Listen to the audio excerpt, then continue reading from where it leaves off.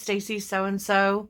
This week I have a little show and tell for you at the beginning of the video, and then we are going to do a no sewing craft on a t-shirt flip, because I know a lot of people who watch that maybe don't have a sewing machine, but could do like maybe some hand sewing and definitely can wield a pair of scissors. So I thought it would be fun. And the two items do relate because what I'm going to show you, I wanted to make a t-shirt to kind of go with it. So there's a little mystery for you. Also, before I start, I want to thank you and say welcome to all of the new subscribers to my channel. I had been off for a couple of days and I checked back and realized I had some new subscribers. So thank you for joining me and welcome to my channel. I hope that you find something that is, valuable and inspirational. All right, so let's get started with a little show and tell. Okay, so I had been doing I was on TikTok and I was searching through just my FYP, and I was just looking past the video and I heard a voice that I was like, oh, I recognize that voice. Who is that? And I flipped back and it was Melissa Gilbert from Little House on the Prairie. She played Laura Ingalls, and she sounds exactly the same as she did when she was young and I grew up watching her. And she had these jeans on that really, I was like, oh, I really like those. Those are so cool. And I was reading through the comments and someone had posted up where they were from and that they were $600. And I was like, oh, okay. I'm like, I really like those, but I'm not spending $600 on a pair of jeans no matter what. So it inspired me. I thought, you know what? I want to give this a try. So I have bought an old pair of jeans that I was going to use to recycle anyway. They cost me $3 at the local Heart and Hand, which is our local thrift store. And so I decided I was going to upcycle them. And here we go with all of the patchwork and the distressing, and then adding some applique flowers to it as well. And then because I bought them, and I bought them in my size, I didn't try them on. They fit, but they were just a little snug. It was one of those, you have those pair of jeans that you wear and you sit down and you kind of feel like you're being squished in half. Yeah, that's kind of how these were. And I thought, I'm going to make them a little bit bigger too. So I did a patchwork all the way down the side. Did both sides. Here we go. And I also changed out the pockets because, why not? I picked all my favorite, fabrics. And what's great is with the waistband, when I put this in, I added just a little bit of elastic. So when I sit down now, they're very comfortable. They fit more like a boyfriend style jean, which is what I was really hoping for. Also because they were old, there were some little holes that needed to be patched. So I got to pull out one of my Socorro Society self-adhesive patches. And so I did some slow stitching, some visible mending on the two little holes in, pink and white. Not that many people get to see them because I don't tend to tuck my shirts in, but I know it's there and it makes me happy. So give me a second. I'll turn the camera around and give you a close-up of everything I did to these jeans. And then we will get started on making a t-shirt to go with these jeans.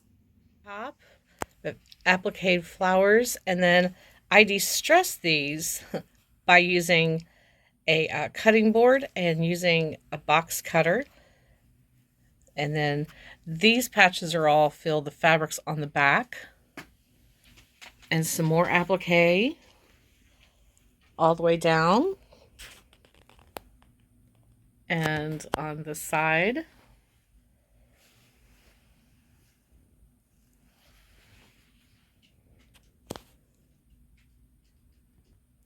And this is coming down the side. So here's one of the pockets that I replaced. And if you look closely, you can see I did decorative stitching all the way down the side with the patchwork. Now, another thing I did, here's just a quick look at the back. Also, all throughout the jean, if you look closely, you'll see where I did stenciling with it was a lace stencil. So yeah, a lace stencil, and you can see, here we go. And it just added just that little extra detail that just made them a little more special. I was really happy with where those turned out, and I just wore them with a basic white tunic and a cardigan this past weekend. We went to a farmer's market. It was a lot of fun. I got a few compliments on my jeans, so that made me feel good. But today, what we're going to do is take a t-shirt, and we're going to use just scissors, needle, thread. We are not going to be using the sewing machine, so this way this project will be open to a lot more people. And it's such an easy thing to do. You know, t-shirts, I wear them, but if you're like me, you just, you know, they come up too tight around the neck sometimes. You just feel like you're suffocating, and they just hang. And if you get a big one because, you know, you want to hide some lumps and bumps like I do, you just kind of, they have no shape. You feel like you're wearing a tent. So what we're going to do today is give a plain white t-shirt just a little bit of an upgrade and give it a little bit of shape. Okay, so here is our white t-shirt.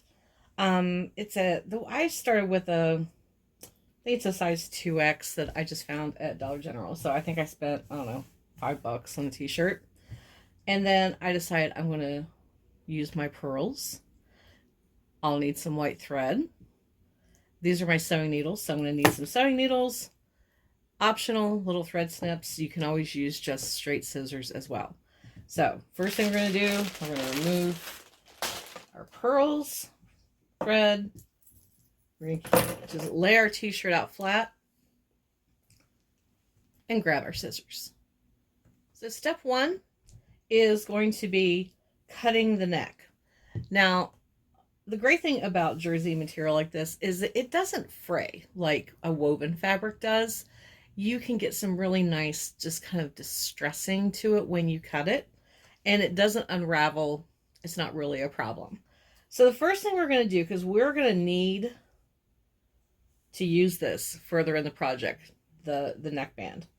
So the first thing you're going to do is make a little snip about halfway into it, just like that. Don't be nervous. Then you're just going to cut from there about half, you know, in the middle, all the way around the neckline. Don't worry if it's not perfect. It'll be okay. So do that. Then meet me back here, and we're going to move on to the next step. Okay, so once you get that done, you can see the neck kind of really stretches open a lot more, which is nice. Now, I'm going to give you an alternative. If you have a sewing machine and you don't want that distressed kind of neckline, you can cut all the way up to the seam, all the way around, and then turn it under and run a little zigzag stitch and give it a hem. If that makes you more comfortable and that's what you like, it will also look fantastic. So now that we have the neckline, the other all cut out, what we have, and you're going to give this a good stretch, we're just going to call this t-shirt yarn. So it's nice and stretched out, like so. Okay? Do that, just give it a really good stretch. Okay, so the next thing you want to do is lay your shirt out with the bottom facing you and figure out where the center is. And then measure up from the bottom to here. Now, the way I determined it, you may, before you lay it out, want to try the shirt on and kind of figure out where you are going to want your gather to end, because we are going to be gathering this up to the center, up the center, to create a draping effect. So once you figure out where you want it to be, I've decided I put my pin right here and it's in the center. So once you do that, you're going to take your scissors and make the tiniest hole possible, because material will stretch out. Be careful not to cut the back. So I'm going to move my pin up just a little bit, stick my hand up underneath, and I'm going to grab just a tiny little pinch of the fabric and just put a little snip. So you can see we have a little tiny hole right there in the center. So I'm going to remove my pin. Then take your piece, as we called it, t-shirt yarn, and you're going to cut it into 3 pieces. Now what I'm going to do, because this is where the seam was, so I'm just going to lay it this way. There we go. And I can see where the seam was, and I'm going to cut it right across there, because you want to end up with 3 pieces. We're going to use this longer piece in the center. So the first thing you're going to take your shirt and you're going to start making, with just the front piece, little tiny folds all the way up to that circle. So do that and then meet me back here. Okay, so I've got my folds all the way up. I've just got a pin holding them in place. Grab your long piece of the neckband that we cut, stick it through the hole so that it's even. I'm going to remove that pin now because I don't want to leave it in there. That would be uncomfortable.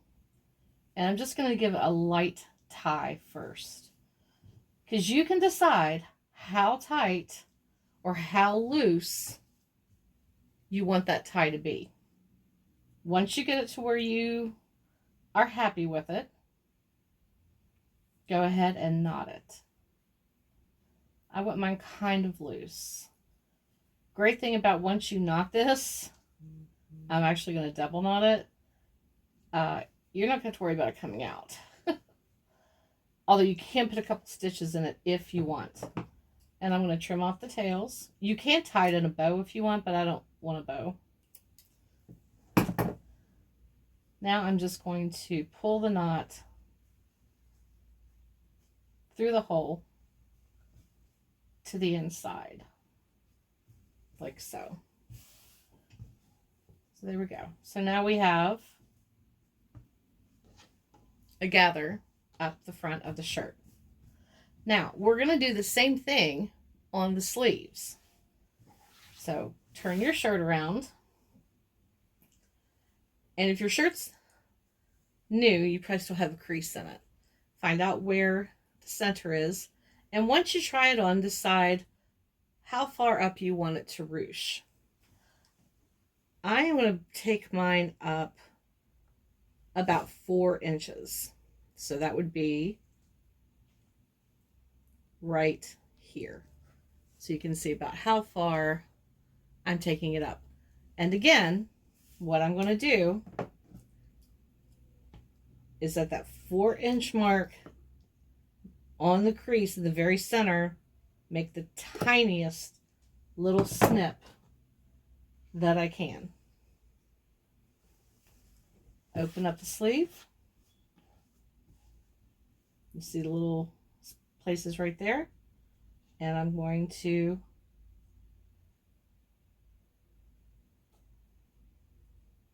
just ruche it up.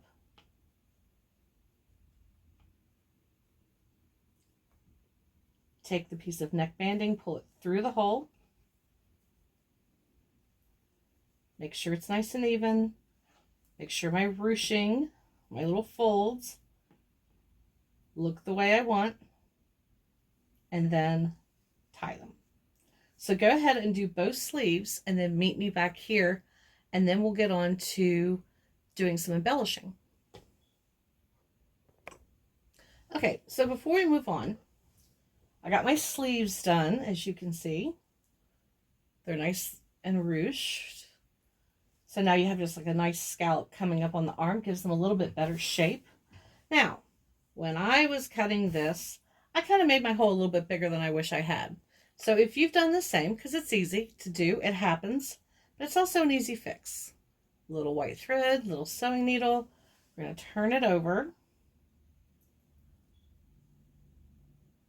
and pinch that fabric right up to where you put the, the hole right up where you put the tie piece. And then just give it a couple of little hand stitches. The nice thing is you will not be able to notice it because of the ruching effect that you've created.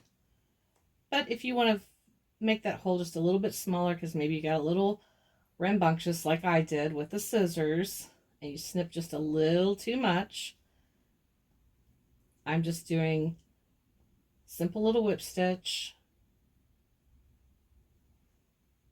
and knotting it. And one more ought to do it. There we go.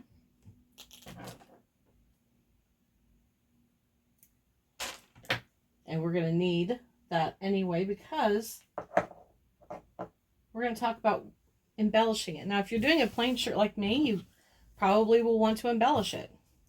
Let me show you how that turned out where I just hand stitched it. Perfect. You can't even tell. You can do the same thing on the sleeves. If you got a little crazy there with the scissors, it's not a problem. Easy fixes. Okay, so I've decided that I want to do, because I think with my jeans it would be really cute to have a t-shirt with just some basic white pearls on it. And so pulling out my bags of pearls and sewing needle and some scissors.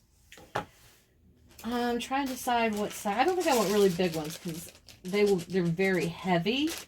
These are very heavy, and I don't want them to like pull down on the shirt. Those even seem a bit big. I think I'm going to actually go with a combination of this very tiny size and or these. Let's start with the small ones first. I think I want to put some on the pocket, which will be a little challenging, sewing from inside the pocket. So we'll just grab one out and let's just start in the center of the pocket right here. And I think I'm just going to sew them. Oh, I didn't put a knot in the bottom of my thread. Silly me. I think I'm just going to start in the center of the pocket and then just randomly add pearls. Actually, before I get that started, I just had an idea. Because I am going to do the tiny pearls here, but you know what? Those large pearls, let's see something real quick. Let's do this size, not the super big. Let's see what this looks like.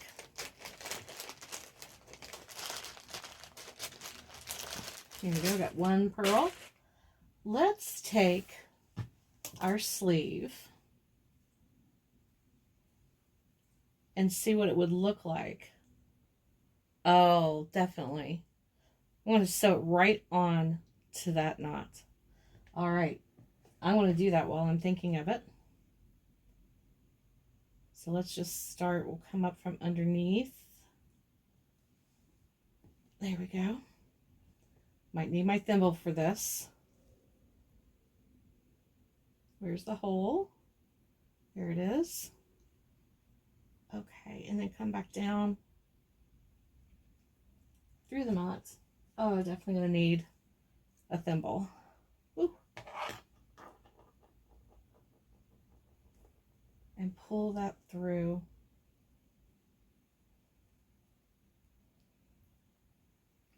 Oh, yeah. Look at that. So I'm going to go sew some pearls, and then I'll come back and show you the progress so you can decide if it's something that you would like to do for yourself. Okay, so let me show you what I decided to do. I said I wasn't going to use these larger pearls because, oh, they're too heavy. Well, in addition to adding to the sleeves, I decided to put them over top of the piece of neck, the binding that we took off the neck to tie this, and stitch them all the way down the front for the top. Isn't that pretty? I love it. So now, I'm going to pull this down. Got a knot in my thread, and my little tiny pearls Whoops, let's grab one. And it is time to start the pocket. I'm just going to just do some very random little tiny pearls all over the pocket. Usually I don't keep pockets on a t-shirt, but I think I'm going to this time just because it's something that I can decorate and use to add detail to this t-shirt. So one down, many to go. I will be back with you once I have the pocket finished. So as you can see, it's coming along nicely. Let me hold that up so you can see them. So I just got a few more pearls to add to it. And the next time you see this, I will try it on with the blue jeans. Are you ready to see it? I'm really happy with the way it turned out.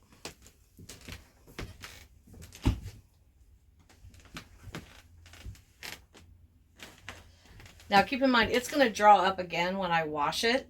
I like how the sleeves drape. They have the little bit of shape on the side.